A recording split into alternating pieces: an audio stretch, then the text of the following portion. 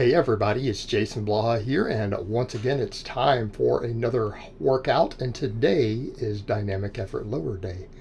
But a quick reminder for those of you who watch these videos, please remember to click like down below, it would be greatly appreciated. First week of let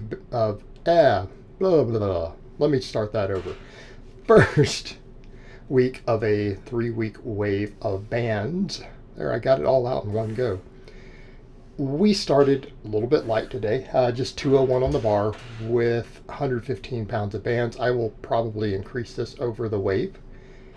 And so we're sticking with the safety bar. You know what? I'm going to do nothing but safety bar box squats. I'm not going to rotate it. I'm just going to go bands and chains back and forth. I will be doing conventional on the band waves, and I'm going to do sumo on the chain waves. And the reason for that just has to do with my rack. I could just as happily switch those two. I do not have an open base rack. I struggle to get the best sumo stance when I have to use bands. And I've had people say, well, couldn't you set them up some other way? I've tried. It runs into a lot of problems. I've run into safety issues, everything else, trying to do any sort of heavy bands outside of the rack using other attachment points. I've had things fly loose and fly across the room, fly at me. Nope. It's just better to just do it this way. And you know what? It's fine. It's fine, and I can occasionally do a heavy pull in the rack against with sumo. I'm just going to be forced to bring my toes in a couple inches. It won't really be the best stance. But the boxes went pretty good today, and as you guys can see, I'm doing wide stance, and that's what we're going to stick with on these to build my adductors and everything up. So my toes are all the way against the edges of the racks. For those curious, that's what determines my stance, toes against the rack. If I had an open base rack, I'd probably go a little wider. You know, down the road one day, after I move and all that, I may upgrade to an open base, or I might figure out what components I could turn this into an open base with, just with an upgrade. But I've got what I've got, and it's because I upgraded that squat stand. I upgraded it to a full rack using Rogue's upgrade kit because I originally got it years ago when my space situation here was different. Right? When I shared this condo with an ex-girlfriend, and we lived together and she dominated more of the space, you know, I didn't have the same space. Now I can do whatever I want with it, right? Do whatever I want with it. So I've turned it into, you know, a gym out here. So, and so again, I upgraded the rack. So it's just put me in that situation. And I mean, I really can't complain outside of that. If I wasn't trying to do really wide stance stuff, this rack would be absolutely perfect. Like I'm complaining about something that I think for a lot of people out there, this would be their dream setup.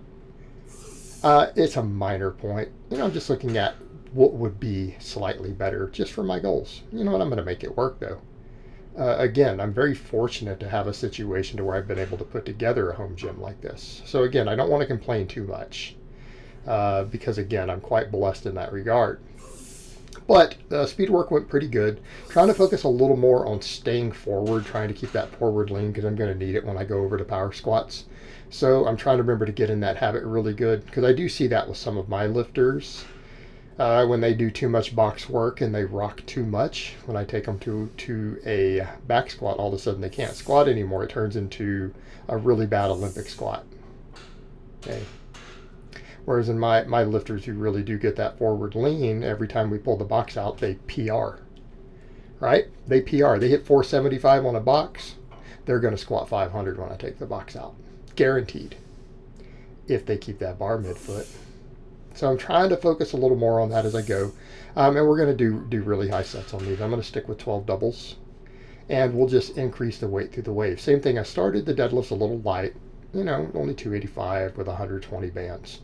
I'm finding with the deadlifts, I'm better to not go super heavy on the bands, right? I'm better to just progress the weight. So in other words, I might stick with just 120 pounds, right? Stick with 120. And I might take it up a hair. I might take it up a hair if I need to, right? Not a big deal. But I don't really need things like the 150 pounds of band because sometimes it can be a little problematic with the strength curve being weird at the lockout. And it doesn't seem to be as bad when I do chains. So I think for this, I just need to aggressively ramp the weight through the wave. So I think I'll start here and then I'll just ramp it up over the 3 weeks. All right, we'll ramp it up. But again, I was going to do 10 singles and somehow I lost count. because when I'm doing speed work, I lose my ability to count for some reason because of the short breaks. So people say, what do you mean? These are about 20 seconds apart. Okay. I literally come over, turn off the camera, take a couple of really deep breaths, and I come back over and I press the play button again each time. So I'm standing right there by the camera. So, I mean, realistically, all 10 of these singles were done, I don't know, in 3 to 4 minutes. You know, something like that. Maybe 3 minutes. So it ended up being 11. Also, again, I always point out to people kind of notice my elbow.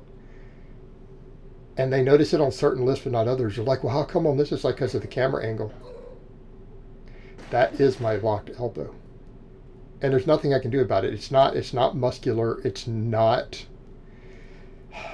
how do I explain? It's my joint. It is my bone structure. That is my lock. And that's okay. That doesn't put me at risk of anything. Okay, it doesn't put me at risk. That's just where my elbow locks. Whereas when you see a lot of people, the people who you need to really be worried about is not me. It's people who hyperextend, right? People who have elbows that hyperextend, those people are at risk. Like, so that's the other thing people will say, were you worried about a wrist tear because of it? No, because the joint doesn't go any further. It's not going to tear. Like, you mean, is my elbow going to break and then the bicep tears? I'm going to be more worried about that broken bone. Okay, but it's probably not going to tear my bicep, because if the bone breaks, I'm probably going to turn loose at the bar. But I've never broken a bone doing a heavy deadlift. My elbows have never snapped. It's just my joints. It's what they do. And it makes some of my lifts occasionally look a little funny. And I never thought about it until people really made a big deal and said, you're not locking on this, you're not locking on. I'm like, yeah, I am. I can't go any further. So a lot of people thought that was just overhead. It's like, no, when my arms are down by my side, it's the same thing. That's where I lock. No, it doesn't impact muscular development in any way. Right? It doesn't impact those. If certain muscles are smaller because they need to be trained for. It is what it is, guys. It's not that big of a deal. Then we did the pause deadlifts. I was going to try to do 3 sets of these, but man, I got 2 sets deep, and I'm like, everything with my lower back and everything was screaming. These are tough, so I just did 2 sets of 10. But you know what? 2 sets of 10 is a lot of workload on these, considering we just did all that high volume speed work. Yeah, it's a decent amount of volume, right? Because it's still 20 reps. So these are, again, an interesting exercise. And I made a video, it won't be out for a little while, one of my breakfast chats, explaining why my stance changed on these. But basically, guys, if we want to start looking at things like stimulus to fatigue on deadlift variations, so we can use them for hypertrophy tools, I like this. And I don't like pause deadlifts heavy, okay? For again, the deceleration issue. But I'm not worried about deceleration, and here's why. I'm not worried about training deceleration. I just did speed pulls against bands. I trained myself to not decelerate. And I'm doing this on a lift where I'm not trying to pull explosive. So we're not getting the same movement pattern. I'm training the follow through and the speed with the other. This requires you to stay tight and then re-accelerate from sticking point. Where do I stick? Just below the knee. Okay, this lets me bring it up to my sticking point, pause, which again forces you to stay tight, then re-accelerate. And using it as a hypertrophy movement. So what I'm doing is working on something to help me create a higher rate of force production. You can get a similar thing with block pulls. But doing it through a full range of motion exercise so that we have more travel time, right? We're moving the bar a pretty long distance. We're having to maintain that tightness longer, right at that point, while still getting a very good hypertrophic stimulus. Because normally deadlifts suck for that. But in this case, because we're having to re-engage a higher rate of force production, we're getting some decent stimulus there. And yes, I feel this. In my posterior chain and my low back, they're lit up by these because of that. But we're forced to use a lighter weight. Because, I mean, look, 360. You guys really think 360 is hard for me for 10 reps on a deadlift? No. You guys have watched me do like 445 for straight up 10 before, 450 for 10s. This is just as hard. It's just as hard. Now, the split squats, the first 2 sets, these sucked. I almost don't want to count them. My belt was really getting in the way. It was affecting everything. It was just really crappy trying to use these dumbbells. So I'm like, I pulled this off and went over to my lever belt. It doesn't get in the way. All of a sudden, the 3rd set was great. Really happy with it. Now, I still got some quad and adductor stimulus and everything from this. So there's still a training response. I just was really unhappy with the set quality because of that. So moving forward in the future, we're going to just use the lever belt for these. That's why I use it sometimes. That came up too. Harry Stone asked about that the other day. That, why, I've noticed, when did the lever belt come back on? Well, I use it on lifts where the bigger thick belt gets in the way, because this is a 10 millimeter Inzer Forever. It's bulky. That tab gets in the way and you can't fold it in. It's not going to happen. It's too thick. It's 13 millimeter. That's 1 inch thick. So I ended up going back to the lever belt on this, just like I do on some of the dumbbell movements and things. And the set was much smoother. I feel like I can go ahead and increase weight on it next time once I really got in the groove on it, because we bumped up to the 82s. So I will bump that. I'll bump that up next time. Maybe go up to 84s on the next workout. Because here, this last set, this one was so much smoother. I'm so much happier with it. Everything felt smoother. I wasn't fighting against that belt hitting my thigh and me trying to move around it and all that nonsense. And it made the set just flow smoother, got into a better position. This is the set that really counts. And the others were some work. Fortunately, though, my quads got a lot of stimulus today anyways, because I did a sled drag about an hour before this workout. I went and did some sled drags. Quads got in, calves were just pumped crazy from that. Got some food in, relaxed for a bit, and then came in and did the workout, right? So between that, all the speed work, we still got plenty of quad work, not worried about it. But I will need these to flow smoother. But this belt made all the difference, so really happy with that. Now, the other thing people are going to notice, like, you're not doing the same sort of accessory variation you're doing on upper body. No, I'm not, and here's why. All the same muscles are worked. The only real difference is the ratios. Unlike pushing and pulling, the lower body is less complex than the entire upper body. There's less total muscles. What are we working with? Quads, hamstrings, adductors, abductors, glutes, erectors. That's not as many muscles. We don't need as much variation to hit everything maximally. We really don't. So I'm only doing 4 supplemental lifts, plus I'm doing speed work with 2 different exercises. So there's more variation off the primary work. So something like this, I can come in and do 4 exercises and really hit everything. Now, I am doing a little more volume on these easier to recover from ones, right? The glute ham raises, we're doing 5 sets today. The reverse hypers, I did 5 sets. Okay, so I'm making sure I'm getting a lot of quality volume there. But even then, the other thing to factor in, my GPP is so lower body dominant. I'm dragging the sled 6 days a week right now. Okay, that is hitting quads, adductors, calves, all that stuff, right? I feel like I'm getting a hypertrophic response from it. So again, that's another lift that is being done for very large volumes, because it's technically a lift. It's resistance training with a lot of volume on it.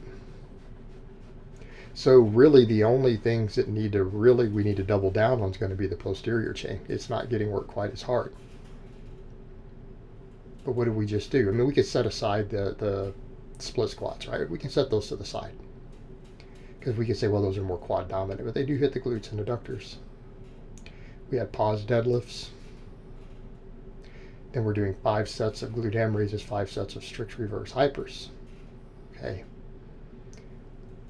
We've got 3 different variations for the posterior chain. That's just as much variation as I do for upper body, right? I do 3 pushes, 3 pulls. And then we do a bunch of arm work. Well, we're getting the same thing here. Because what am I getting for pushing?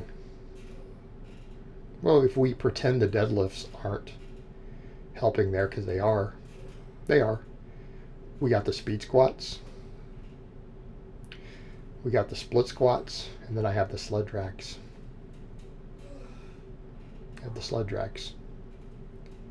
Posterior chain, what do I have? Well, we have the speed deadlifts, which the deadlifting does hit quads. Don't let anyone tell you deadlifts do not train quads. The pause deadlifts,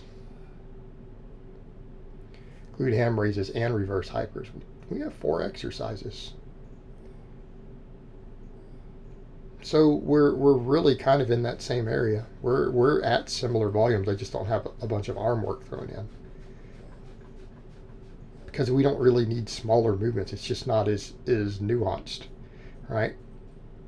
I don't need extra leg single joint exercises. I'm already hammering all the muscles of the legs maximally. So, although we could argue the reverse hyper is a single joint, isn't it? Yeah, it's a single joint exercise. Is this really any different than doing the curls? I don't think so. Technically, it would be a 4th one because we already have 3 other posterior chain movements. It just looks like less total volume.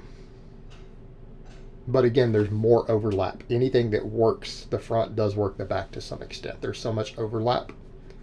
So again, but it may throw off because of the total number of exercises is different, but then I'm just doing more volume because we don't need, again, as much variation here as we do for the angles of the upper body because all of the complexity of the shoulder joint. So I just do a little more volume per movement. If you start counting up the total set, it's pretty high. Total sets gets pretty high when you look at the speed work and then all the supplemental stuff. Because again, this is still 15 sets. Right? We're still doing 15 total sets of supplemental work after the 2 different speed exercises.